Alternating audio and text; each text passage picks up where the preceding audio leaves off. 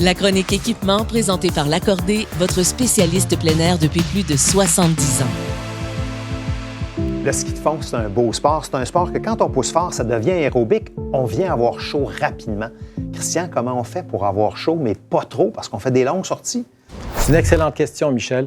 Et puis justement, voici notre mannequin qui va nous montrer tous les éléments essentiels pour faire du ski de fond en grand confort.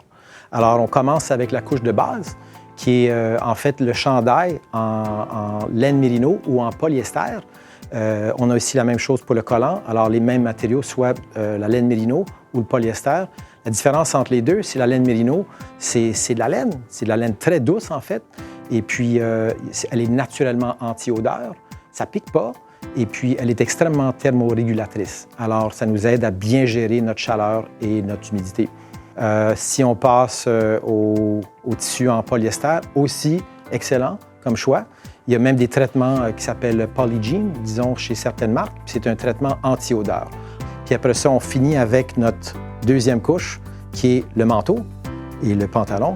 Puis là, on favorise avec un tissu coupe-vent à l'avant. C'est ça, parce que je remarque que le vêtement est différent en arrière. Exactement. Le vent, c'est quand même notre ennemi. Et puis, c'est quand même mince comme manteau. C'est très respirant parce qu'on se réchauffe tellement rapidement. Alors, coupe-vent à l'avant, très respirant à l'arrière. Même chose pour les jambes, le pantalon. Alors, il y a des panneaux en maille respirante, un empiècement dorsal ici, qui va laisser toute la chaleur s'évacuer. Par la tête aussi, hein? Tout à fait. Alors ici aussi, c'est un tissu qui va permettre à la chaleur de s'évacuer, l'humidité de s'évacuer. Un autre morceau critique, c'est le cache-cou qui va empêcher les courants d'air de rentrer dans le manteau. Il ne faut pas oublier les bas non plus. On peut favoriser soit la laine mérino ou un mélange de polyester, d'élastane, etc.